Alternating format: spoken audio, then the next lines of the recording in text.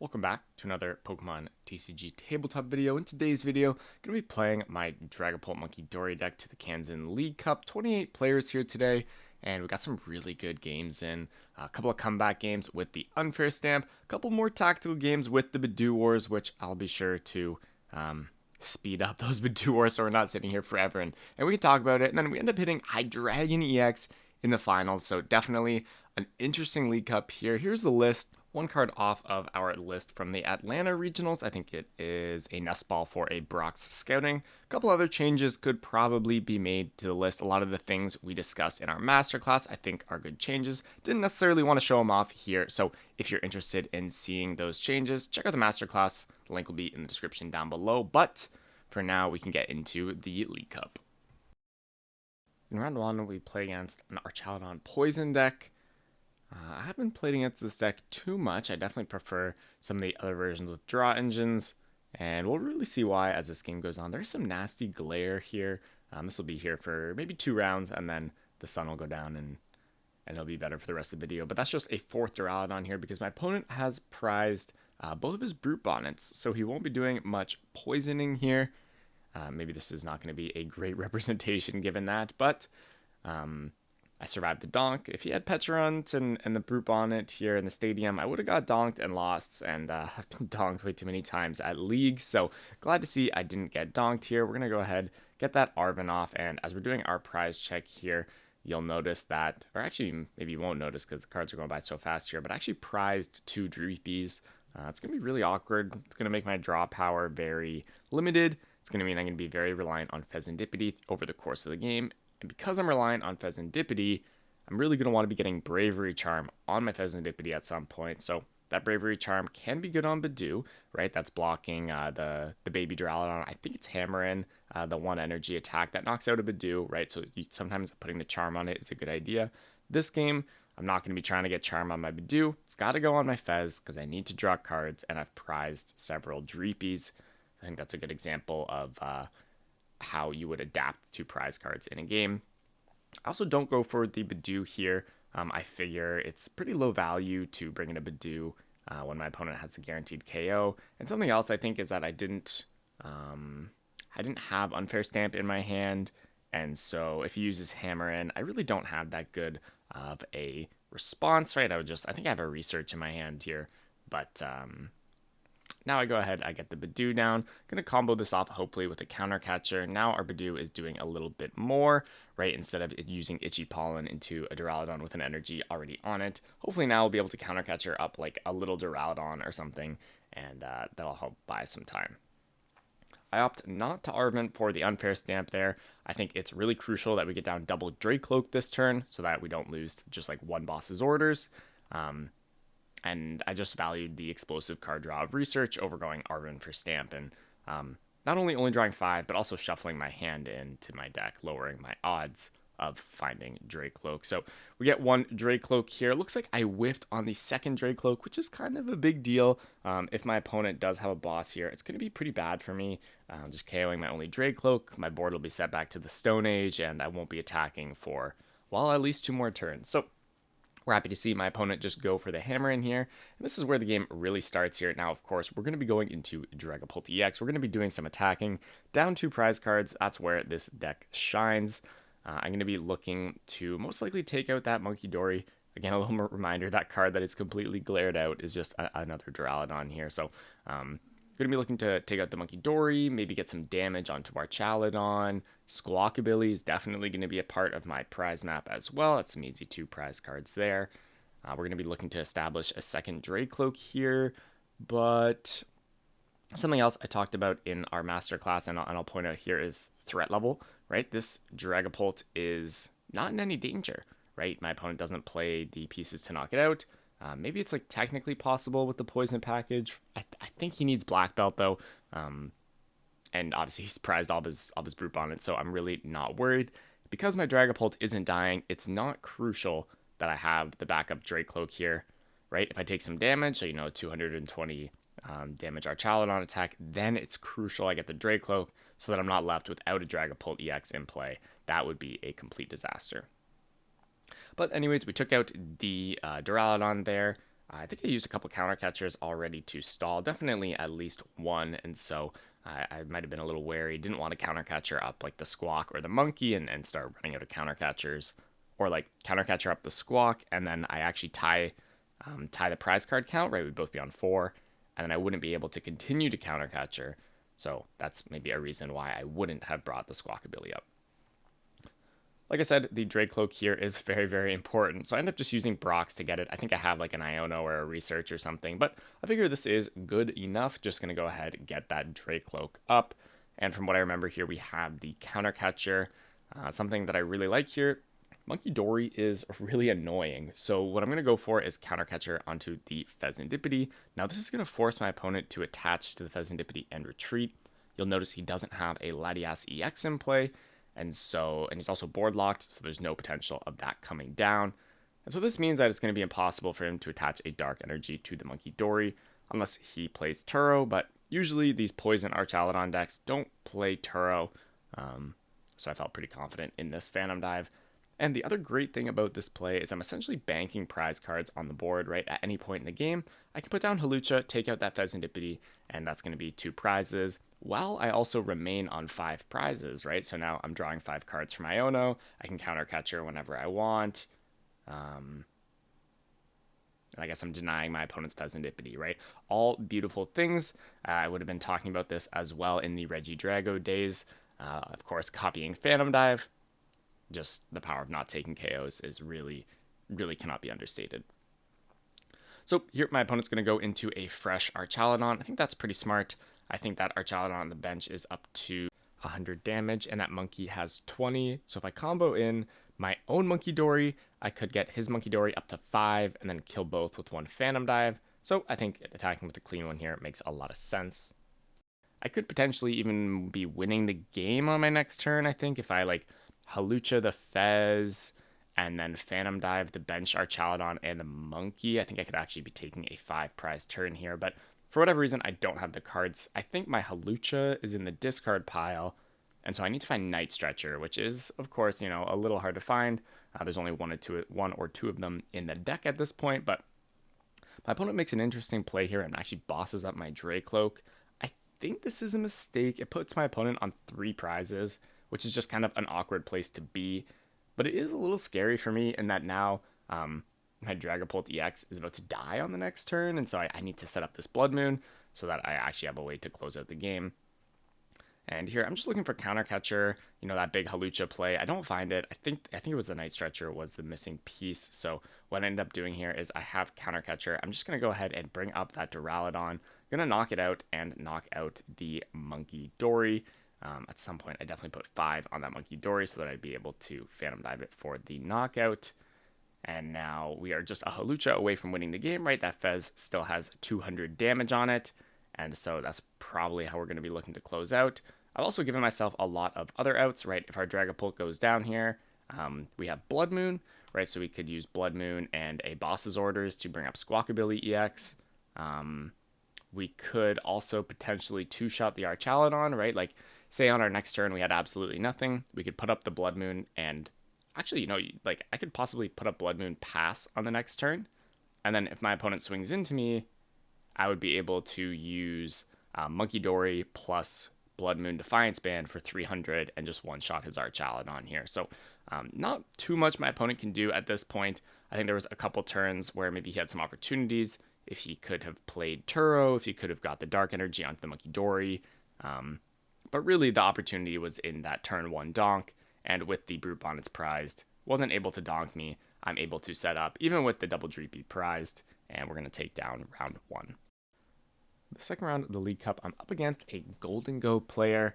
I started with Badoo, and I actually put the Genesect on my bench also in the opener, in case I was playing against one of those donk decks. Really didn't want to be getting donked here. But we're just going to go ahead Artisan for Dreepy here. My hand in this game is pretty underwhelming.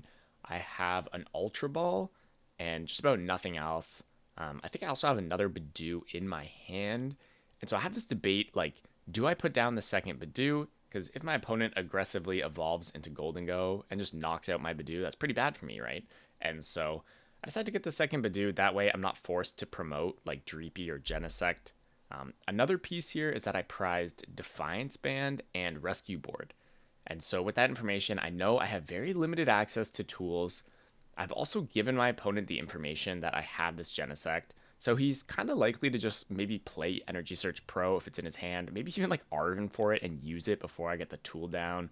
I also have limited access to tools, right? So I decide, you know what, I'm just going to jam Experience Share onto the Genesect. This Gholdengo deck is really bad at killing Dragapults, so I probably won't need Experience Share on Dracloak anyways, and that should be fine.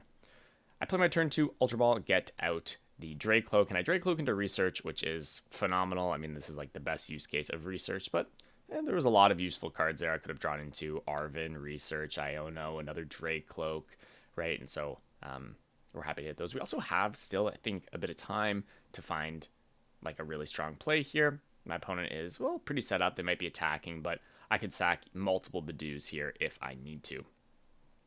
My opponent here gets pretty much like God board, triple Gholdengo, Monkey Dory, Dark, and then he's going to take out the Badoo. But I think it just doesn't matter when I have Genesect here. Of course, we're going to be going for a pretty nasty play here. It's just going to be, well, ideally it's Dragapult, Unfair Stamp, Countercatcher up a different Gholdengo, Defiance Band, Phantom Dive. And then the Defiance Band is a crucial piece because then we're playing around the Monkey Dory. Even if he heals, we'll be able to pick up that 4 prize turn. But in this case, I prize the Defiance Band, so I'm not able to kind of guarantee that 4 prize play. And we'll kind of see how that's going to play out without the Defiance Band here. Also get a backup Dracloak here. Again, the idea of threat level. I consider this Dracloak, well, good for draw power, but pretty irrelevant as far as like having a backup attacker. I never expect my Dragapult to be dying here. 2 cards and no Energy Search Pro. I don't even see how it's possible for my opponent to get to 6 energies here. So, well, okay. I mean, like, I guess like if all 6 of his cards are just somehow energies, then sure, I'm knocked out. But I think that's kind of ridiculous. And so we're just going to go for the Phantom Dive here. I debate, like, putting some damage on this monkey to, like, try to kill it. But I realize, like, if I go after this monkey, that other card that's covered by the glare here is an Iron Bundle. So if I go after the monkey and my opponent uses the Iron Bundle, I'm put in a spot where I'll be on odd prizes for the rest of the game. And not only is that inefficient as far as my damage goes, but it's also going to be bad for like Countercatcher implications, Iono implications. It's going to be drawing less cards and able to play less cards. So didn't particularly want to be killing the Monkey Dory. Figured I'd just allow my opponent to heal 30 every turn for the rest of the game. Also, because I benched the Badoo at the start of the game, the second Badoo, right, my hand was bad. So I put down the Badoo, and now we've got this extra Badoo here, which is just going to be free food for a Monkey Dory. So not a huge fan of that. I am hoping that my opponent just like knocks out this Badoo sooner rather than later, right? Opens up my bench spot. He's going to go down lower on prizes. That's going to make my Ionos stronger. It's going to make my Countercatchers more viable for the rest of the game. He pops Iron Bundle here, and I actually debate sacrificing my Dracloak because I have another Dracloak in my hand. And I feel like I actually don't want this extra Dracloak in my deck. But it just felt wrong to like put up my Dracloak when I had Dreepy, so I didn't do it. But it was 100% correct here for me to just sacrifice my Dracloak, evolve into another one. Because now this turn I'm going to play an Iono, I'm going to put this Dracloak back into my deck. And that also means there's not a Dracloak in my discard pile, so my Night Stretchers are not particularly useful. Whereas if I was able to sacrifice the Dracloak, there would be one in my discard, and I could Night Stretcher for it. But anyways, here we're going to go ahead, Countercatcher up the other Gholdengo. Defiance Band is prized here, or else we would have a nice little 4 prize play on the 2 Gholdengos. That's kind of the main line here. But without it, we're going to do a little bit of adapting. We're going to do some serious spread action here. Bring another Gholdengo into the active. Kill the one on the bench. Take some prizes. Our Countercatchers are still active. If my opponent was on 4 prizes here, I might have opted to just continue not killing things.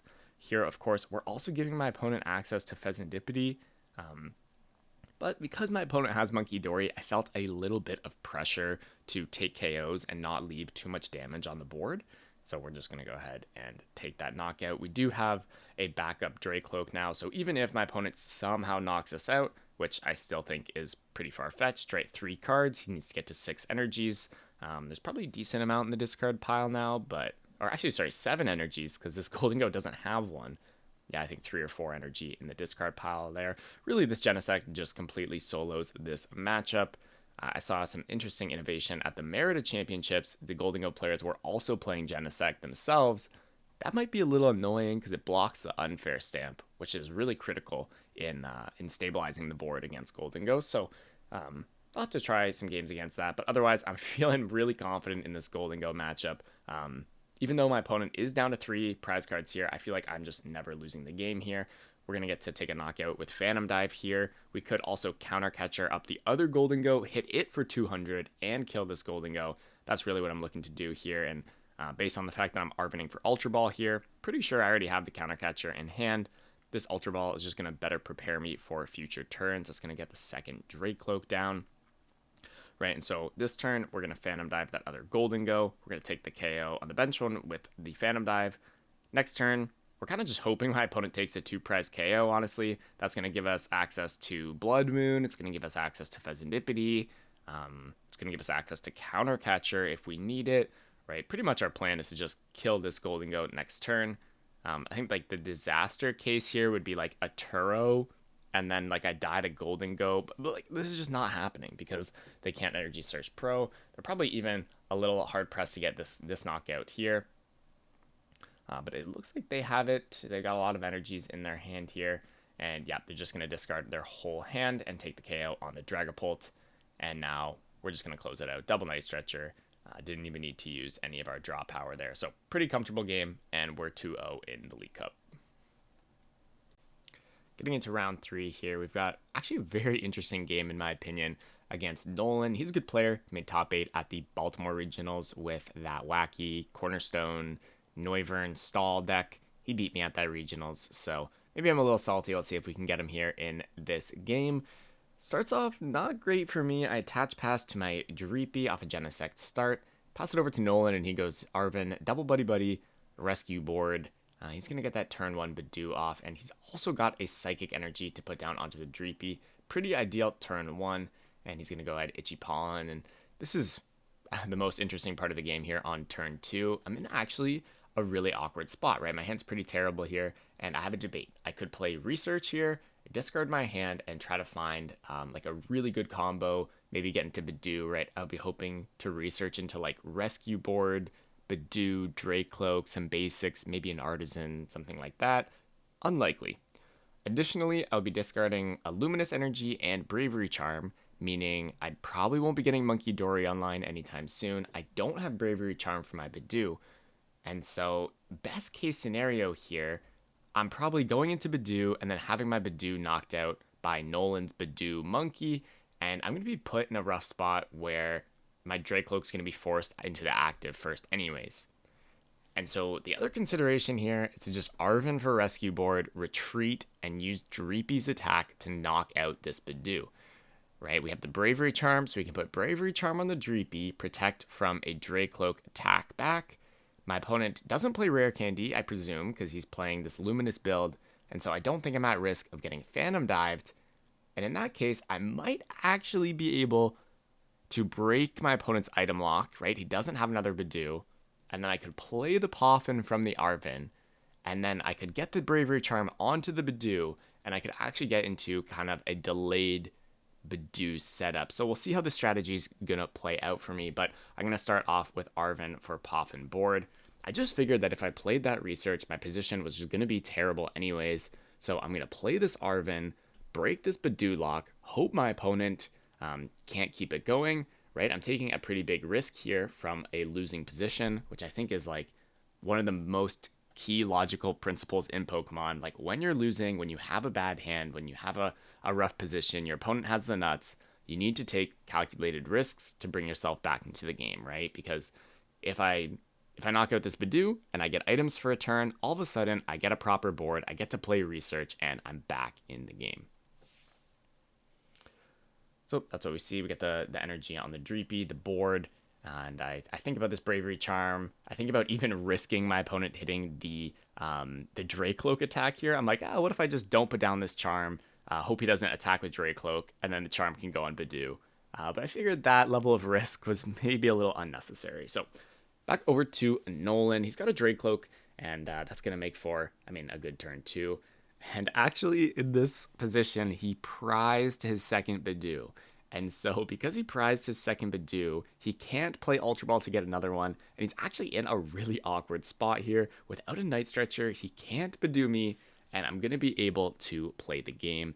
So I imagine here this Ultra Ball is just going to find another Dracloak. He's going to discard Iono. Obviously, my hand looks really terrible, right? I just did nothing. I used Bite. I think it's pretty difficult for Nolan to see that I actually have like a busted hand with Research and Poffin. I mean, obviously I have Poffin, but he's just going to discard that Iono. I think he ended up keeping, I don't know. I don't know what he kept, but he kept some other cards over that Iono. Maybe he should have kept that Iono. I don't know. And then now we're going to get into a Poffin. That's going to get us our guys. And at this point, I almost debate just like not even using the Badoo. I'm like, what if I just like put down a bunch of Dreepies, maybe got set up a little more, but I ultimately decided it was a good idea. My opponent has access to Counter Catcher here, and I really don't want him to be like Counter Catchering up my Dracloaks and knocking them out, so this Badoo should protect us. I think the idea here isn't to necessarily go into an all-out Badoo war, but maybe just to Badoo for a couple turns and then go into Pult. Seems like my opponent doesn't have access to Badoo, so that's going to be good for me. We shouldn't need a prolonged Badoo war. My opponent here is going to evolve into Pult, protect his energy. I think that is like generally a mistake. I kind of never, oh, but he's going to play a Research. Okay, with the Research, I think it's a little more acceptable. Of course, he probably only plays 2 Pults. They can be hard to find, so I definitely understand that. But now, because there's a Pult on his board, I could Phantom Dive into it. Oh my gosh, and he's actually just going to bring up his Pult and kill my Badoo. You know what? I think this is actually another example. Nolan realizes here he's in a bad position now, right? Because he doesn't have Badoo and I do. So he needs to take a risk and just go in with Pult, break the item lock. Hopefully I don't have some kind of busted combo play with like Unfair Stamp and whatnot. And then from there, he can find his way back into the game. But from what I remember, I think my hand here is pretty good. We're going to get the double Dracloak online. We've got the backup energy. Really, the only thing we're missing at this point is Monkey Dory. I think I find an Unfair Stamp there off the last Dracloak as well.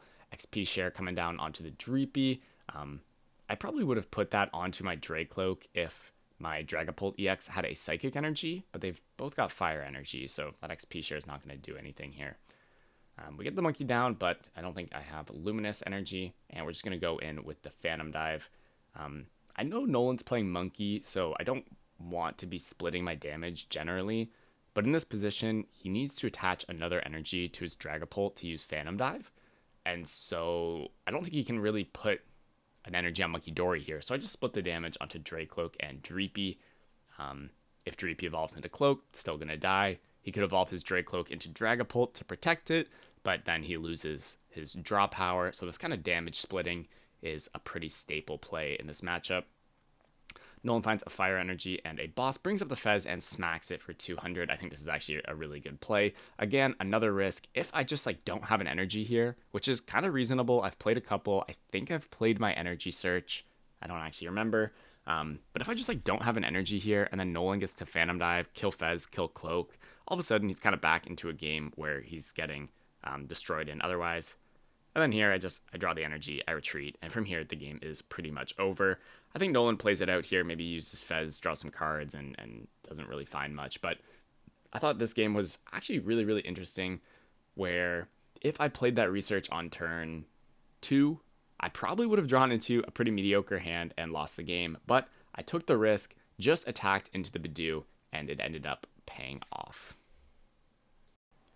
At this point, we're 3-0, and so we're just looking to double ID into the top 8. But we play a game for fun against our buddy Anch here, and it was actually a really good game, so I decided to include it in the video. We play against each other a lot at League, maybe 2 or 3 appearances on the channel already, but usually I've been playing Gardevoir and he's been playing Dragapult, so we get a little bit of a switch up here where I'm playing Pult and he's playing Gardy. My turn 1 is underwhelming, but my hand's fine. I got supporter cards in there, I'm pretty sure. Just an attach to the Dreepy, put the Genesect down, and a pass. Anch actually makes a really good play here. He's got Morty's, Zoroark EX, and Research in his hand, and so he actually just decides to play Morty's, discarding whatever, keeps the Zoroark in his hand, and now next turn he can evolve into the Zoroark, play Research, Also, I think the strength of his hand is really well disguised here. You see, I research away an Iono here because I just think his hand's terrible. And this almost reminds me of like my Arven play from the last round. So pretty cool to see that happening here. I'm going to have a really good turn. I get Rescue Board, I get Energy, pretty much everything I need. And I'm just going to Badoo the Fez. Onch top decks Curlia, which is pretty bad for him. He's got to research that away. Maybe could have got a Ralts instead of the Badoo, but he had the Charm. So I definitely understand wanting to get that Badoo down. I suppose he also did miss out on turn 1 Itchy Pollen, which did kind of allow me to get this set up. So maybe playing Research turn 1 would have been good, but I kind of like the Mortys. And here this is pretty egregious. I just get like the God setup. I have, what is this? Is this turn 3 Phantom Dive? And that's just going to take out his only Ralts. I also play this Arven just to, like, put an Ultra Ball in my hand. I probably should have been Ultra Balling for like a Dracloak there. I'm not really sure. I guess playing a little sloppy here. We're just playing for fun, but Oncheer now gets down double Ralts. This game is like still very losable from my spot, right? This Gardevoir deck is very well positioned going into the end game against Dragapult. You know, it's got the Clefairy, it's got Mew EX, it can copy Phantom Dive. So I'm definitely not. I definitely haven't won the game yet. Right? I can't be too confident here, especially with the double Ralts established. I'm under a decent amount of pressure here. Onch goes for the Itchy Pollen. Interestingly enough, this Itchy Pollen opens up Monkey Dory plus the Phantom Dive double kill the Ralts here. So, like, maybe Onch should have passed there instead of using Itchy Pollen. I'm not entirely sure, but I think a pass there actually would have been really good. I'm also bench locked out of Hawlucha, and so I think that would have been a good play. But again, still, we have not won this game. It may look over, right? We're up 4-2 or whatever, but I think this is definitely still losable. And I'll show you why in a sec here, because there's one crucial play we still have to make in order to win the game. And this actually comes up a lot in the Gardevoir matchup, I will say. But here we're just going to see the trade, and I think we're also going to see a counter catcher onto the Genesect here for the Itchy Pollen. That's going to be really good for Onch, right? The Genesect actually resists grass, and so he's not going to put any damage on my board. He's going to keep me item locked, deny me the Monkey Dory damage, so I can't just Monkey Dory onto the Ralts. Just one Ralts here I think is pretty good. Just kind of, again, when you're losing, taking some risks, right? Banking on the fact, well, I mean, I guess if I have Phantom Dive, I win anyways here. So never mind. Just no need for double Ralts. Put one down. If I have some kind of boss combo play, he's just going to lose anyways. So he wants that open bench spot, maybe for Clefairy, maybe for Mew EX. He's just going to put the 10 damage. Oh, maybe he's just going to leave it on his Pheasantipity. Keep control of it. Yeah, if he put the damage on my board, I could send it back, kill the Ralts, and it would be a disaster. And so here's where I have to make this is the game-winning play here. It's going to look so lame, but guys, this play is so important. I'm just going to retreat and use Badoo here, all right? Because if I were to retreat into Dragapult and use Phantom Dive, Onch could Rare Candy a Gardevoir, bench Clefairy, bench Mew, and use Monkey Dory Dark to knock out my Pult and my Dracloak. It would wipe all my Dragapults from the field, and then I could, like, very easily lose the game. Maybe he combos in an Iono as well. It could be absolutely devastating, right? And so what I do here is I realize this Gardevoir deck doesn't play Boss's Orders. I'm blocking Rare Candy here, so I use Badoo, and this is going to buy me a turn or two, really however many turns I need to find another Dracloak and another Energy, so that when I go in with Phantom Dive, I have a backup plan if I get wiped by that Mew EX play. So here, it looks like, again, I've whiffed the backup attacker, so I think I'm just going to keep using Itchy Pollen here. Oh, I guess I'm just thinking for a while about my Monkey Dory. I could, like, move the damage onto his board. Regardless, Onch is able to use Monkey Dory plus Itchy Pollen to knock out my Badoo. I think I'm just moving this damage to the bench so that I don't get knocked out and have to promote something else and maybe open the door for some kind of big attack to knock me out. Also, something to note here is that the Pheasantipity has 10 damage on it. If he moves the 10 damage off of it, I'm going to keep putting it onto the Fez so that I can just win the game with Phantom Dive at some point on that Fez.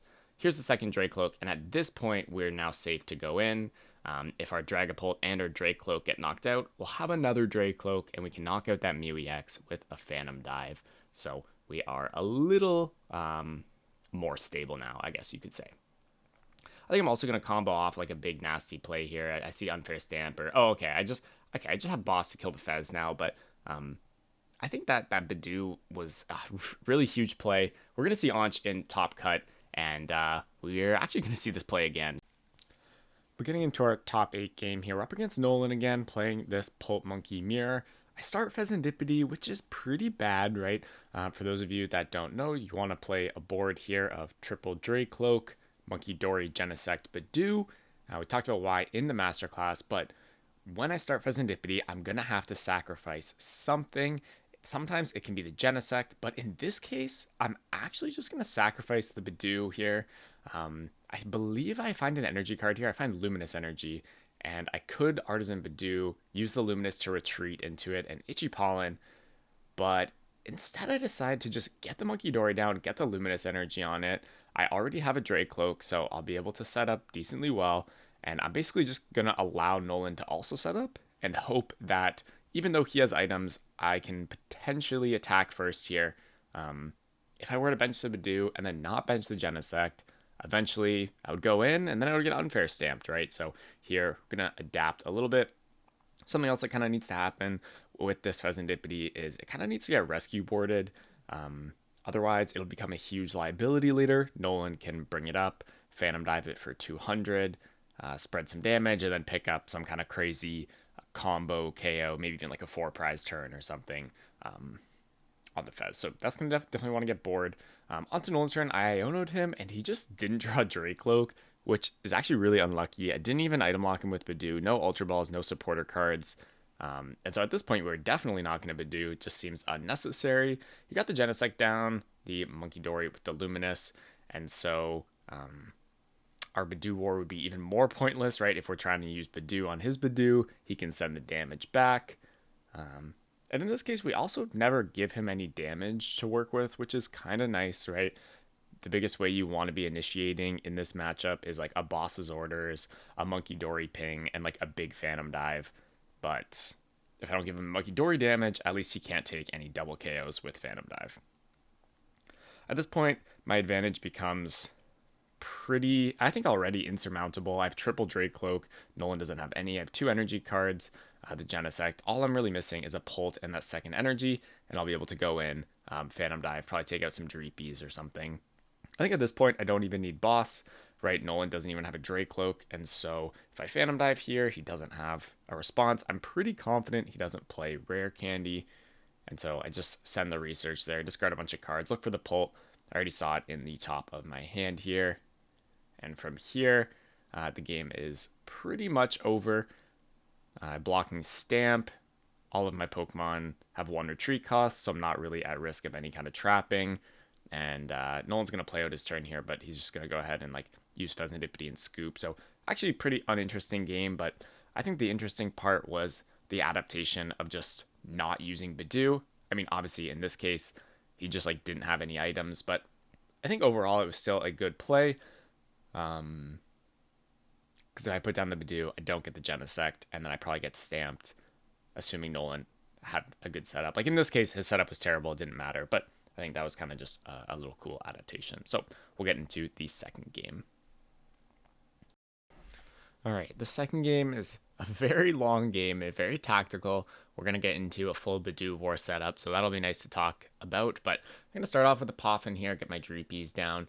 Now, this time, Nolan has started with the Pheasantipity, so it'll be interesting to see how he adapts. What Pokemon is he going to cut from that ideal board that I mentioned already? Probably has to be Genesect.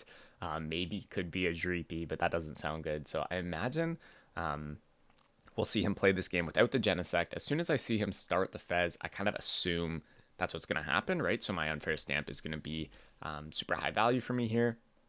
Now, one thing I am debating here, I have this Ultra Ball in my hand, but my cards are all so good. I think my options to discard are like Genesect, which I don't want to do because I'm going to get Badoo locked, and then I can't Night Stretcher it back, and I want to be protecting myself from the Unfair Stamp. So my other options on this Ultra Ball are Dragapult EX and Night Stretcher, and my last card in hand is Iono. So I'm not sure if I should have played this Ultra Ball. I'll talk about why as the game goes on, but discarding this Dragapult is a really big deal. This means I only have one Dragapult in my deck, so finding it under Lock could take me a very, very long time. I guess I do have a Brock Scouting to supplement for that, but there's only one of those. And also, I'm going to want to be comboing that Dragapult EX with a Boss's Orders whenever I decide to start Phantom Diving. So I need to get that one Dragapult in my deck and a Boss's Orders into my hand at the same time. And my opponent has 4 Iono in their deck, so it's going to be awkward for sure. We'll see how that pans out. But Nolan here having a pretty solid turn, getting some basic Pokemon into play. See that Fire Energy off the Energy Search. That's going to get him into the Bidoof, so he's not going to be cutting the Bidoof from the board like I did in the first game. I think that is probably a good idea, especially if his hand is not particularly good, which it doesn't seem to be. He plays this Boss's Orders, and he's got 2 cards. Now, one thing I'm considering here is that, like, yes, he played Boss's Orders as his supporter, but that doesn't necessarily mean his hand is bad, right? Like, imagine, oh, he's got 3 cards there, but imagine 2 of his cards were like Research and Dracloak. Would he actually play Research on turn 1, discarding Boss's Orders and Dracloak? I don't think so. So I think it's very possible here that Nolan is just sitting on a hand like Dracloak, Research, and then probably some junk. But I think it's very possible his hand's good here. See the Artisan come down, right? That could have been one of the cards he was sitting on. Maybe he top decked it, who knows? But I guess something else to mention, during my turn, I opted to put a second energy on Dracloak instead of retreating Genesect into Bidoof. In hindsight, I think that was just a mistake. I think I should just go into the Bidoof here, but I wanted to get my energies on my Dracloak. I'm getting a little greedy. I'm trying to find Arven so that I can get Rescue Board and save energy. And like now I top decked with the Rescue Board, so like I look like a genius, but I think in hindsight I probably should have just retreated with the Fire Energy here. I'm still sitting on Iono, but last turn Nolan didn't play a supporter, so I wasn't sure if I should Iono here. End up deciding to just go for it. We both got 1 Dracloak, seems pretty even. In hindsight, like I probably could have just not played Iono on that turn. I don't think Nolan had a supporter. Yeah, I think I probably shouldn't have played that Iono, but probably not at the end of the world, because now here Nolan draws a Research. That's going to give him a pretty explosive draw. He's still got Artisan up. I imagine he should have used that Artisan before the Research, or no. Oh, there's so many like dynamics with your deck in this matchup, right? Like Ionos are going to be constantly putting cards on the bottom of your deck. Artisan takes cards out of your deck, but it also shuffles your deck. So there's a lot to think about in the ordering of like Recon Directive and Artisan and your supporter cards. So I think that's definitely interesting. We're going to get into a fairly long-winded Bidoof war here. We do see I'm a little bit ahead. I used that Brock's Scouting to find another Dracloak. I mentioned how that's one of my outs to Dragapult EX, but I got to get these Dracloaks going in order to get more energy attachments, find Boss's Orders. And so now I've only got 1 Dragapult EX in my deck. Something else to note is that because Nolan used Boss's Orders on turn 1 to bring up my Genesect, he only has 1 boss in his deck. I assume he's playing 2 Boss's Orders, that is. I mean, if he's playing 1, that's a disaster for him. If he's playing 3, I mean, it's a little better for him. But either way, he's down a boss, and so now we're in a spot where, like, it's hard for me to find my only Dragapult. It's hard for him to find his only boss.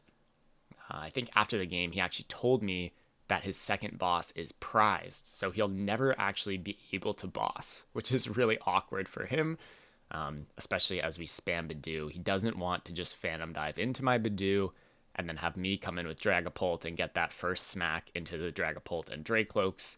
Of course, killing that Bidoof is going to be pretty low value for him. We see some damage starting to build up on the board. You'll notice I'm kind of splitting my damage up on his side so that Monkey Dory can't knock out my Bidoof as easily. I'm really looking for Bravery Charm, that way I can protect my Bidoof for longer, and I do find it here as long with an energy attachment. Pretty good for me to keep up the development of my board. Nolan here suffering a little bit from only having 1 Dracloak, but here we see the second one, and I believe we'll see a third one as well. Yep, and so now we're both pretty much completely developed. If this were a chess game, this is like where we've completed our openings, and now it's like we're moving into the mid-game or whatever. I don't know. I don't play very much chess, so I don't really know the terminology, but something like that. And we're going to see him play Arven, just getting rid of some cards in his deck. XP share seems like a fine enough tool to throw down onto a Dracloak. Ultra Ball, I mean, who cares? Item cards are not going to be playable for a long time. So, I mean, it does matter, right? Like at some point, Badulok is going to be broken, and you want to have as good of a turn as possible. Usually that means using Ultra Ball to discard some junk from your deck, right? Like extra Arvins, extra item cards, Poffins, sometimes counter catchers if you're going to be going ahead. So Ultra Ball does seem like a good card. It does also find him Dragapult whenever I decide to break this lock. Again, still suffering from the fact that I discarded a Dragapult early on in the game. Just going to continue to develop energies, thin cards out of my deck. I think this Arvin was probably bad, honestly. I feel like I've been using Recon Directive a lot. So a lot of cards on the bottom of my deck that aren't Dragapult EX. And now I'm shuffling my deck, and so I can draw into all of those cards that aren't Dragapult EX again. And like I said, that's all I need is Dragapult EX. So I don't know why I'm playing Arvin here. Probably a mistake, just wasn't really thinking. Maybe worried that Nolan is going to break item lock soon, and I want to have that unfair stamp in my hand. I mentioned how he started Fez, and that's prevented him from having Genesect, so my unfair stamp. Definitely a nice card to have in my hand. Nolan here just continues to do nothing, starts piling up damage on the Badoo. I think this makes some sense, right? If he's prized his boss's orders, he might need to just like try to kill my Badoo with Badoo. Break the item lock and kind of open up the game, because he won't be able to open up the game with boss's orders. Couple more Dracloaks here. I'm thinking about my Monkey Dory damage, where I should put it. I need to heal off my Badoo so that it doesn't die here. I think I just opted to put it onto a cloak. I don't think it really matters where I put it. It's probably coming right back no matter what, so not too bad there. Something else to note here is that Nolan actually evolved one of his Dracloaks into Dragapult, and I think that makes some amount of sense, right? He's afraid that I'm going to boss up his Dracloak, knock it out, kill all of his energies, but I think what I would have liked to have seen is just like split the energy.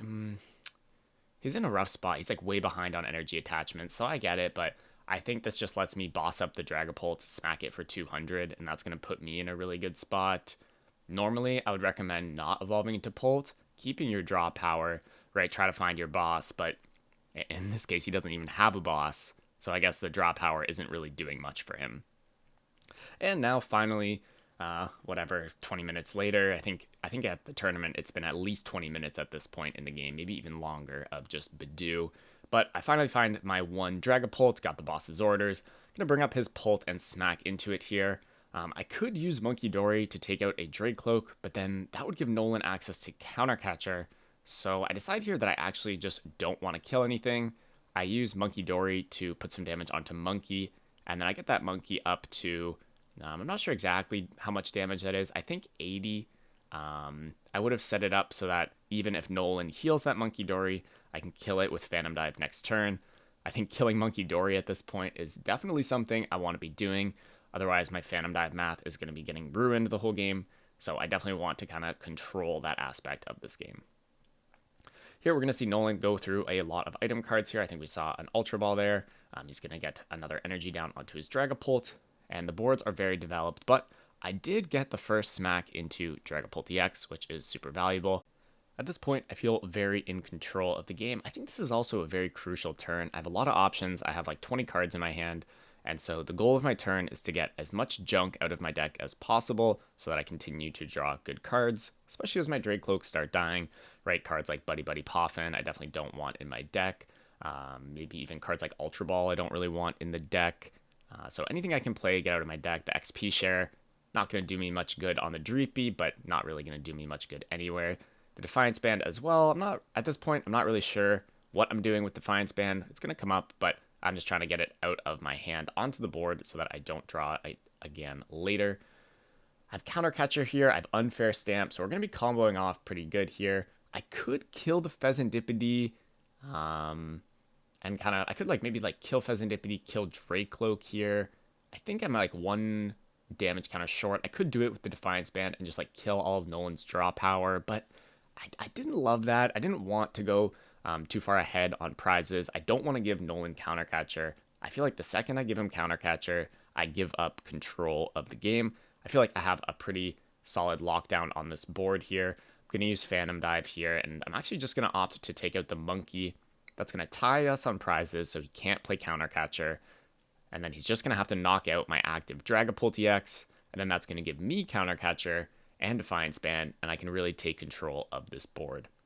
Additionally, this 200 damage on the Fez, basically just banking prizes on the board, right? I should be able to Phantom Dive this later, or even like Monkey Dory, Hawlucha, a bunch of ways to just pick it up for free later. But Nolan actually surprises me here and plays a Professor Turo, which I did not know he played. I actually thought he just like copy pasted my list from Atlanta up until this point, but he's got a Turo, and so that kind of throws me off here. I was really banking on that Pheasantipity being free prizes, but I think it's okay. I still have a fairly solid grasp on this board. I'm going to be able to come in with a full HP Dragapult here. I'm still denying Counter Catcher, and at this point, I think there's about 200 damage on the active. I think there's actually a bit more. Some like random Badoo Monkey trickle damage is on this Pult, so I think it's actually at 220. And then there's 30 damage on that Dracloak on the bench. So my idea here, I'm on 5 prizes, so I think I'm going to be killing both Dragapults and the Dracloak on the bench. That's my prize map from here. And what I actually go for here is I bring up the other Pult. I'm going to use my 60 damage from Phantom Dive to kill the Dracloak on the bench.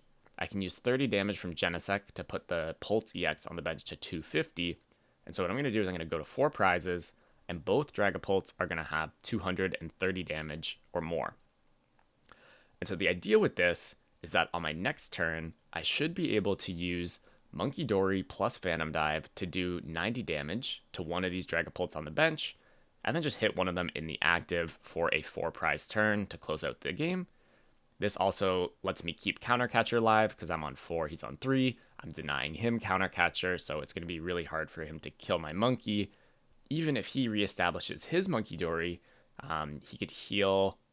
I mean, he can only heal one of the Pults, right? So whichever Pult he heals, I'll just hit that one for 200 in the active. And so I felt like I actually had Nolan in pretty much a checkmate situation here, unless he had like more healing cards or like another Turo. If he had Iono, like maybe somehow there's a combination. I don't really know what that combination would be, but he does his best here doing some switching and healing, but he's not able to deny me this kind of Phantom Dive checkmate. He's going to go ahead and knock out the Dreepy, I think. I'm not really even sure what he does here, but I'm just going to follow up with, I think the way he healed them, I need to play Counter Catcher to bring up the other one, or I can bring up the Fez now, and then I can use some damage to snipe out that other Pult for a 4 prize turn and the game. So pretty cool end game there, and really about playing for control of the board, right? I had got that boss playoff in the early game. That put me really far ahead, and then I just never let Nolan use Counter Catcher, and I was able to utilize all those gusting effects to my advantage and win this game. Getting into the top 4, we see our friend Onch here again, playing Gardevoir, of course. I'm going to kick us off. I imagine this means I lost the coin flip. He called second, right?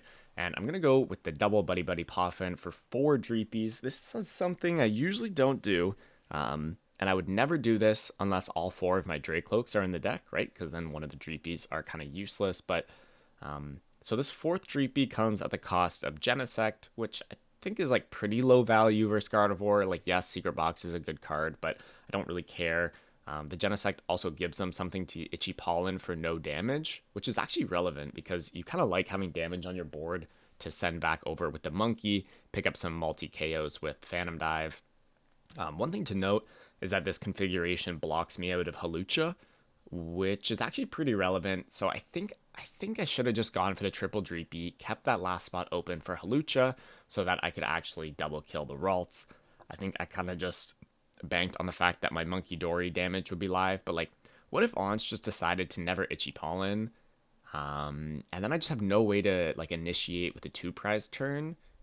I don't know. Like, obviously Itchy Pollen's really good, it slows down my setup, but what if he just like didn't item lock and then I don't have damage? Sounds kind of awkward. So probably should have kept a bench spot open for that Hawlucha.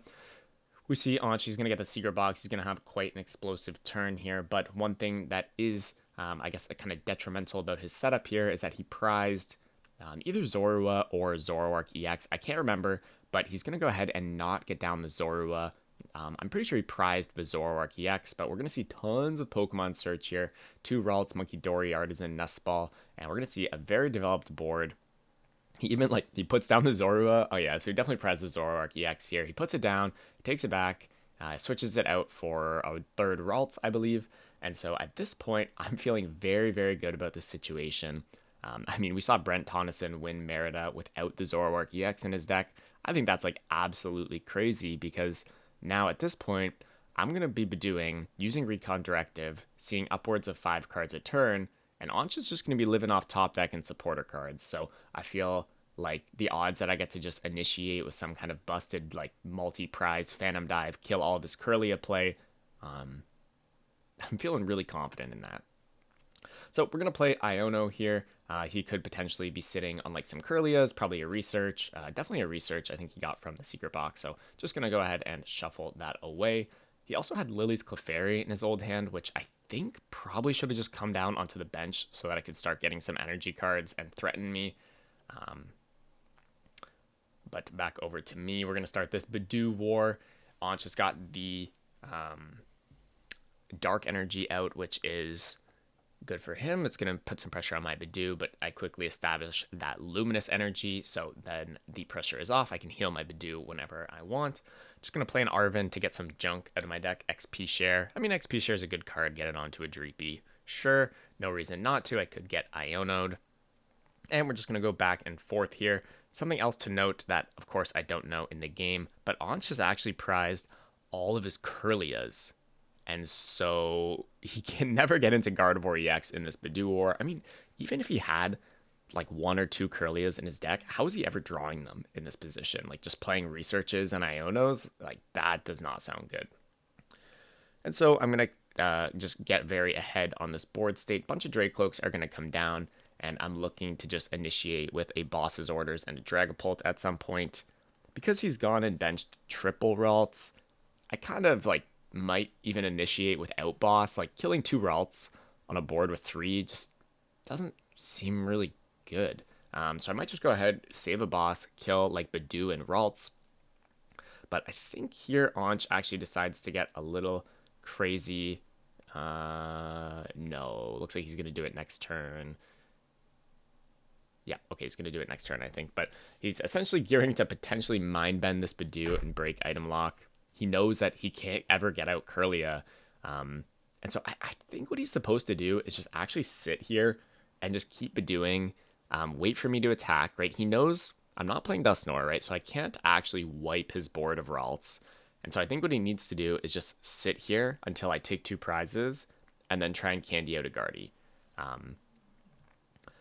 Also, something to note here is that I am just like stashing this damage on my board with the Badoo and the Dreepy on my bench. I decided to heal off my Badoo a bit here because I think it's in range of like, it's just in range of Monkey plus Itchy Pollen KO. So I don't want to let Anch do that. I'm going to go ahead and move some damage off. I'm still keeping 30 on my Badoo so that I have damage for my Monkey Dory to work with when I decide to go in here. We're going to see another Iono here. And I think here Anch just decides to go in with the Monkey Dory attack, take out the Badoo, free himself up of item cards, try to draw a Kirlia off the prizes. But I do think this is a mistake. He's also going to put some damage onto Dracloak. And I think that is potentially also a mistake because it just gives me more monkey damage to work with. I probably would have just like put it on the Badoo and sent it into the abyss. But here I'm going to get a pretty good combo turn off. I imagine Unfair Stamp is going to be involved in this. We're going to get down a couple more Dracloaks, some more energy cards. Something important to note here is that when I kill this Monkey Dory, it's going to be possible for Anch to go like Clefairy, Mew, Monkey Dory Dark, copy Phantom Dive, kill Dragapult, kill Dracloak. And so it's really important that I have 2 backup Dracloaks on the bench so that I don't just get wiped out of energies and then have to pass and then end up losing the game, right? So here, yep, we see the stamp. We see, I mean, pretty much everything I would ever want. I mean, I did get to use Dracloak for like 10 turns, so it's pretty reasonable for me to just have like the perfect board here. I guess I'm missing Genesect. I think I might have even actually prized Genesect this game. Because I imagine here the Genesect would come down. Oh no, because he played Secret Box on turn 1. Or am I getting mixed up with the Swiss round? I don't know, but either way, no Genesect. And I'm just going to go ahead and Phantom Dive the Monkey Dory and 8 Ralts. Now here for Anch, of course he's looking to candy out a Gardy, but it's kind of hard to do that off of an Unfair Stamp. We're going to see a little bit of development here, a research, but he's going to research away a rare candy, and so the odds of drawing into Candy Gardy here are pretty slim. And he does whiff that Gardy. He's got a couple Ultra Balls. Gets Pheasantipity here. I think he's kind of just Hail Mary looking for that Candy Gardy. Of course, I have like an 8-card hand, so if he doesn't Candy a Gardy here, I'm probably just going to kill all of his Ralts, and the game's going to be over. But he's going to get the Fez. He's going to whiff the rare candy again, and now he just has to go in with the Mind Bend and hope that I can't get rid of this confusion and boss. I think here, like, I probably don't even need to boss. I could just Phantom Dive this Monkey Dory and the Curlia, but I end up getting there. I think I get like a second Pult, and I have boss. It takes me a second to piece this together. For some reason, I like think I don't have it. I actually told him that I don't have it, and then I'm like, oh wait, I actually do. So I feel kind of bad. Sorry, Anch. But yeah, he just goes ahead and scoops. I'm going to wipe his Ralts again, go down to 2 prizes. And he doesn't have much going on there. So you can see how detrimental prizing Zoroark is. I mean, of course, also prizing Double Curlia, pretty bad, but yeah, this Gardevoir deck, lots of prize cards that can disrupt its strategy. And we'll go ahead and get into the second game. Our second game kicks off with a Pheasantipity start, which, like I mentioned, is not ideal. I Artisan for a Dreepy, and I Ultra Ball for a Cloak, preparing for the presumed Badoo that's incoming here. Want to have some draw power next turn. I think I have like some kind of supporter card in my hand. I think my hand's like Dracloak Research. Ultra Balling away Energy Search, I think, is a pretty big indication that my 3 cards are really good. I could have Energy Searched for another Energy, which seems like a great card to have next turn, right? So all 3 of my cards are better than Energy Search. Maybe like Psychic Energy, Research, Dracloak already in hand, something like that. I don't really know. But onto my opponent's turn here. He's going to get to use the Artisan. It's going to help him get a bit of a setup going on. I'm trying to think if the prize cards are noteworthy this game. I remember I prized Double Psychic Energy, which is like kind of relevant, but like not really. You know, I have Luminous Energy. So similarly to the other game where I discarded a Pult and I only had 1, and so it's hard to find that combo piece, this game might be hard for me to find that Luminous Energy in order to attack. And that might mean that I have to Badoo longer, which, I don't know, might be fine, right? I just Badoo longer, no problem.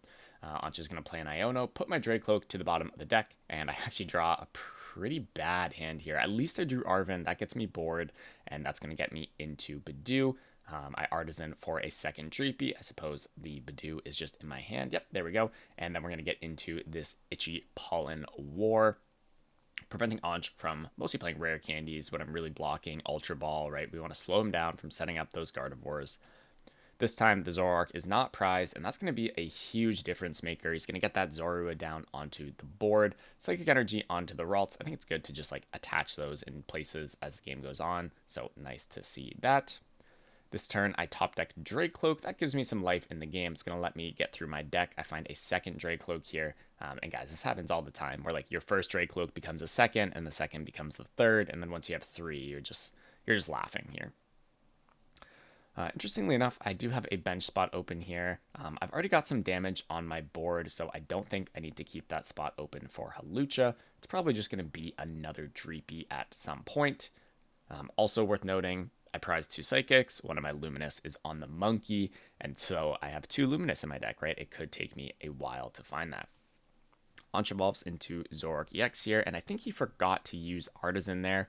Could have got down a second Ralts, but it's not too big a deal as I don't find the Dragapult attack here.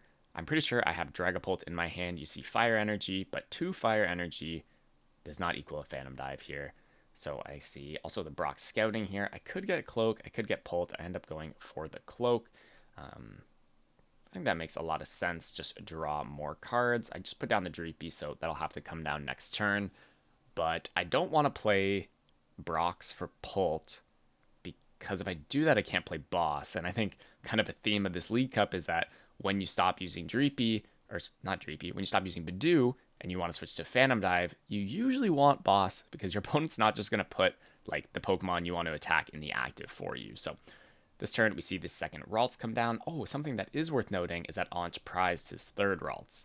And so that's going to really change the dynamic of this game. I'm just going to be wiping double Ralts and Curlia a lot. I've got the triple Cloak here. You see me evolve into Dragapult. But I actually don't have Psychic Energy here. I think the logic was that my bench is full, so I can't shuffle my deck with Artisan. And I'm pretty sure I have both my Pults in my hand. So if Aunch were to just randomly play an Iono, both my Pults would go to the bottom of my deck. I wouldn't be able to shuffle it. I think I'm also down an Arven and a Brock, which are like the only way for me to shuffle under item lock. And so those Pults would most likely just be buried until I got all the way through my deck with Recon Directive. And that would just take forever. So I evolve, limiting my draw power, but kind of protecting myself from that nightmare situation. And I end up getting, I guess not rewarded, but it just doesn't matter. I find the Luminous Energy anyways on the next turn after Aunch doesn't Iono. And we're just going to go ahead and take out both Ralts. Now, this game is still not over. Gardevoir is terrifying. If Gardevoir, Clefairy, and Mew come online pretty much ever, it's going to put me in a really, really rough spot, right? So it's important here. I did kill all of his Ralts, but I have to stay vigilant and continue playing well in order to close out this game. We're likely going to see 2 more Ralts come onto the board. Luckily, I do have a damage counter on my Fezandipity, right? So that could let me Phantom Dive, kill Ralts again. We're going to see Aunch activate all of his abilities, right? Trade, Fez. He's got tons of cards to work with here. I imagine he can like Counter Catcher, trap something, use Itchy Pollen, maybe get an Iono in there. We need to see a second Ralts.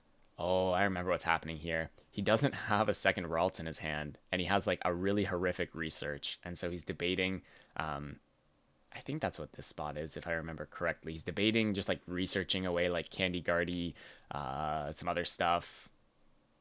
Yeah, and I think that's what we're going to see, because if he doesn't find that second Ralts here, yep, and we see it, Turo also hitting the discard pile.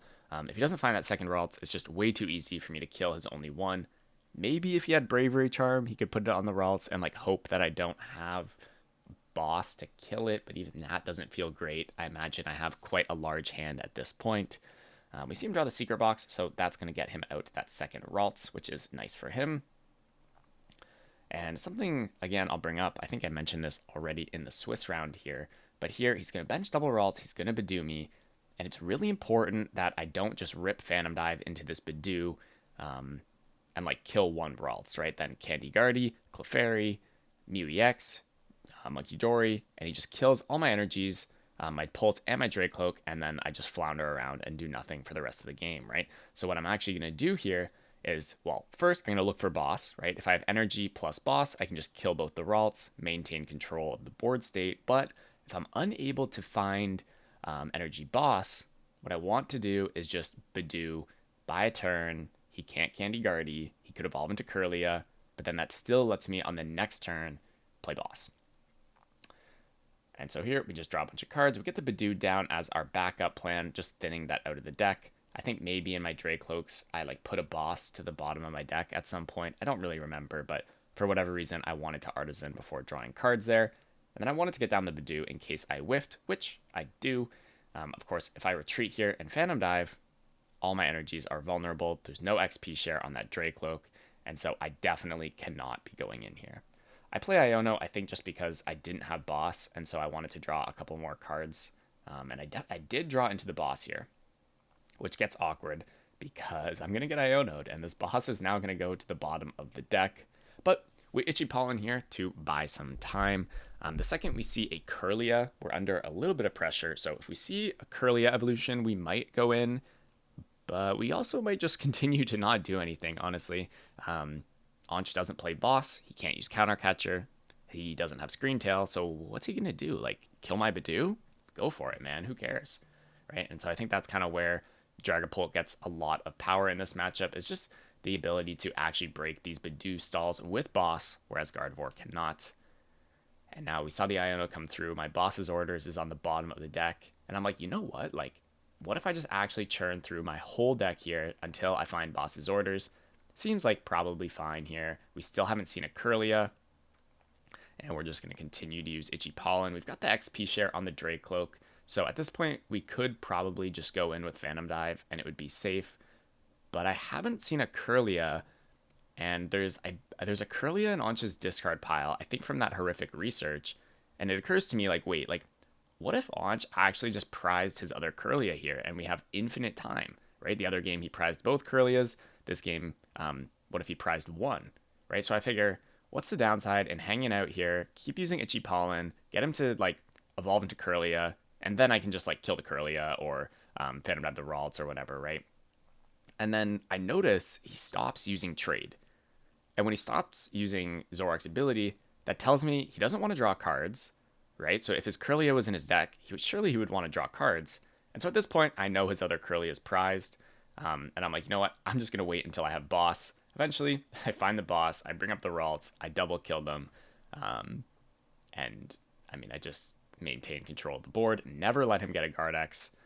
He goes ahead, establishes double Ralts here, but at this point, the game's over. I don't think he has a Pokemon to promote that doesn't just like immediately lose him the game. I think I have enough damage on that Zoroark to kill it. I can definitely kill the Fez. If he leaves a one prizer in the active, I can take a double prize with Phantom Dive. And so I have him basically checkmated here. But guys, this Gardevoir matchup, surface level, it's really bad. If they get a Gardevoir out, you're in trouble. But I mean, a lot of the times they just don't get Gardevoir out. And so we end up taking down Onch 2-0 here in Top Cut. And we're going to get into our finals against Hydreigon Pidgeot, which is pretty cool.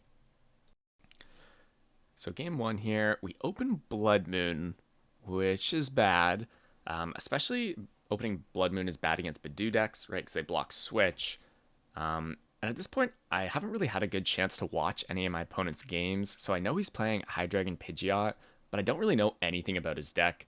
I like kind of think it would make sense for him to be a Bidoof deck, right? Bidoof, buy time, set up Hydreigon, set up Pidgeot.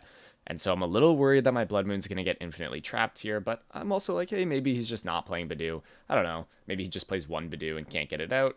And so I'm a little optimistic here. I get down my basics, and I just go ahead and pass the turn. And we see he is most definitely a Bidoof deck. I think I saw like, oh my gosh, actually a lot of Bidoof in his deck. There might be 3 Bidoofs in there, to be honest. But he's going to kick off with a Poffin, get some Dinos down. Brock, going to get the whole board. There's the Bidoof. And of course, he's going to have the Retreat and Itchy Pollen, which is going to buy him a lot of time. Now, at this point, a realization I had is that maybe he doesn't play Bravery Charm, right? Surely he's got to fit a lot of cards into this Hydreigon deck. If Bravery Charm isn't one of them, once this Blood Moon gets 30 damage on it, I can use Monkey Dory to move the damage off and kill this Bidoof. And so I figure, okay, well, I guess I just won't use Bidoof this game. Obviously, I'd love to Bidoof and prevent like Rare Candy, Ultra Ball. But I guess I'll just sit here behind Blood Moon, and then eventually I'll either get to play Switch, or I'll get to use Monkey to kill the Bidoof. We'll just set up some cloaks, get some energies in play. I got that Brock scouting off, which was pretty nice. I consolidate my energy. I'm not feeling particularly threatened by my opponent doing any kind of attack. He's not really doing much here. He didn't put down Pidgeot. He didn't play a supporter card. And so I feel pretty safe just putting all my energy on one cloak. At this point, I am a little nervous. I activate Counter Catcher. He's got his Away Loose. And so I evolve into Pult just so my energies don't get wiped off the board. Maybe something like Neo Upper Energy Counter Gain Obsidian? Yeah, that would be pretty bad for me. So I just evolve. I'm kind of uncertain like what the capabilities of my opponent's deck are at this point. Is he playing Twin Energy? Is he Neo Upper Energy? Is he playing Unfair Stamp? Is he playing Crispins? I don't really know, so I'm kind of just being cautious, evolving my Pult so that I don't get blown out here by an Obsidian. And here we see him get an Ultra Ball. That gets him Pidgeot. Pidgeot gets him Hydreigon here. I'm not sure if he plays Research, but I think Research would be like a phenomenal grab here. What's that, a Jacques? Jacques also sounds pretty good to me. What's he going to go for here? He's just going to end up going for Jacques and get some evolutions into play. And I'm still stuck with this Blood Moon in the active, a little bit awkward. He could have also potentially just got like another Bidoof and continued Bidooing me, but I don't really know what that would be building up to. He's just going to go in with the first attack, mill 3 cards, and he mills Dragapult Night Stretcher. Okay, so at this point, I have my 1 Pult, and I have 1 Night Stretcher in my deck. If he mills Night Stretcher with another one of these Hydreigon attacks, it could actually be really, really bad for me. And so I'm a little scared, and what I'm really trying to do here is just like get Night Stretcher in my hand so that it can't be milled. Even if I get Iono'd and the Night Stretcher goes to the bottom, that's fine. I just really can't afford for my other Night Stretcher to be randomly milled by Hydreigon. In this spot, of course, I also have the Switch here, and I get the Genesect down with the board. I think that's been chilling in my hand for like a while, and I just like didn't put it down. Maybe I didn't have a tool, I don't know, but definitely happy to have that now. Of course, my opponent is threatening to just like quick search for the Neo Upper Energy and knock me out. We use Monkey Dory, put 80 damage on the Pidgeot. Let me just go ahead and Phantom Dive here. We are afraid of getting Obsidian here, but at least Obsidian isn't like completely devastating, right? So you do 130 to the active, which means that if I heal it with Monkey, I don't die to the first attack, right? 130 plus 200, 330, minus 30 damage Monkey healing puts him at 300, and my Pult doesn't die, right? So that pressures him to kill my Monkey, right? He also probably wants to kill my Blood Moon, and he definitely wants to kill my Dracloaks. And he also probably wants to kill my Genesect so he can use his A-Spec energy. And so I've kind of just created a board where I have a bunch of different things he wants to kill, and surely he can't kill all of them. And so we see the play here. He doesn't have the A-Spec, but he's got a Metal Energy and a Counter Gain. And we're going to see an Obsidian, and he's going to end up opting to take out the Blood Moon and the Dracloak, go down to 3 prizes. And at this point, I think I really take control of the game. I'm going to be able to Unfair Stamp. I'm going to kill the Pidgeot. I debate just like killing this Hydreigon, and in hindsight, I think that might have been the correct play, because if my opponent draws Boss off this Unfair Stamp, he can bring up Dracloak and then Obsidian, the Monkey Dory, and the Genesect for 3 prizes and a game. And because my Dragapult and Night Stretcher were milled, it's really unlikely I'll be able to evolve into another Dragapult. But I don't know. I think I decided to kill the Pidgeot here, because if I kill Hydreigon Dino, then I block myself at a counter catcher, and it'll be really awkward for me to kill the Pidgeot for game. I think this was just a mistake. I think I needed to not kill the Pidgeot. I needed to kill Hydreigon Dino and deny my opponent that big Obsidian play. But here, I get a little bailed out. I Unfair Stamp my opponent, and he actually drew an extra card, but his 3 cards were Budu, Budu, Poffin, so there was no boss, and I think I would have won anyways. But, yeah, the DPL there off the extra card lets me not sweat it. I just take 3 prizes and win the game, but I believe I would have had that one anyways. Getting into game 2 here, I have a very clean start. Budu open into double Poffin. My opponent starts Lily's Clefairy, which I was weary about in that first game. You know, it seems to make a lot of sense. Psychic Energy and Obsidian's attack cost. Counter Gain already in the deck. Pretty cool inclusion there. We're going to get the double Poffin, get triple Dreepy down. This either means I prized my 4th Dreepy, or I maybe prized my 4th Dracloak. Actually, you know what? No, I think I don't even want 4 in this matchup, because I need Monkey Dory and Genesect, right? I want to be blocking that A-Spec, and the Genesect gets a lot of value versus Obsidian.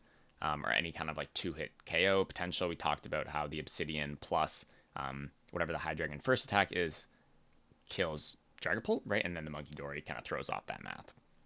We see an Ionote from my opponent. Pretty solid board state being developed here. I imagine this is going to be triple Dino, Pidgey, Budu. Or maybe like double Dino, leave a bench spot open. Nope, just going to be triple Dino. Makes sense to me. And then we're going to see that Itchy Pollen. Notably here, my opponent has bench locked out of Monkey Dory, which I'm not sure if he actually played. I think he plays Monkey Dory, plays Dark Energy, so I think that would probably make a lot of sense, help him in these Budu wars, but he's now bench locked out of it, which is nice for me to know. I go ahead, Arvent for Bravery Charm. Just want to make sure that my Budu doesn't die anytime soon, and I don't have a better supporter to play. I also got a Dracloak down, which means that similar to the Gardevoir matchup, I'm in an amazing position here. I see him play Arven, which means he doesn't have a better supporter, he doesn't attach an energy, he doesn't evolve any of his Pokemon. And so at this point, I'm seeing 3 cards a turn, and my opponent's seeing 1, which is going to eventually snowball. Eventually, I'll find another Dracloak, and that'll lead to another Dracloak, and I'll be able to eventually get off a Phantom Dive. I go ahead and I boss in the Zuelus. Has a 2 retreat cost, it's weak to grass, so I'm going to be able to build up some damage here and get item cards, which is going to get me to that second Dracloak. I don't know if that boss was worth it. I think it was worth it. All right, breaking this item lock looks pretty good for me. It's going to get me... oh, I'm actually just going to go right into Dragapult. Interesting. I think I probably... Oh, and research. Okay, I think I probably should have just gone triple Cloak there before the Pult, but I just get the Cloak also anyways. Probably just a pretty minor thing. And then I just decide to Itchy Pollen one more turn. My opponent's not really doing anything, so I don't really see the harm in just Itchy Pollen again. Get another energy attachment down, maybe get some more tool cards out of my deck, do some more thinning, get the stamp into my hand just in case I die. My opponent could have like maybe like Crispin and like Crispin onto Clefairy and knock me out. So I don't want to go in too carelessly here. But this Phantom Dive here is going to be pretty strong, taking out the Zuelus and the Pidgey, just attacking my opponent's draw engine. And here my opponent is in a rough spot. I was able to get here because of Dracloak, right? That was my advantage under the Badoo lock. I get to draw a bunch of cards. My opponent doesn't. He's also got that Badoo on the bench, which is pretty good for me. I think I'm threatening to just win the game next turn with like Phantom Dive, Clefairy, Badoo, Dino. Maybe I need to combo in like some Monkey Dory damage to make that happen, but I think that seems reasonable to me. So my opponent needs to like evolve all their dinos. Maybe like Charm Badoo or like Turo Badoo. I don't know. My opponent goes into Klefki. That lets him block the Genesect, attach the A-Spec energy to his Hydreigon, but in the end, I just have the boss, the monkey, and that's the 4 prize turn for the game. So the first game, much closer. The second game, Badoo did Badoo things, and that's going to be the League Cup. So overall, I mean, I was really impressed by this deck like I was in Atlanta. I think it's the best deck in the game. I don't think you need Dusknoir. Yeah, I hope you guys enjoyed the video. If you enjoyed, be sure to leave a like and subscribe to the channel. It helps me continue to make these videos for you guys. And other than that, I'll see you in the next one.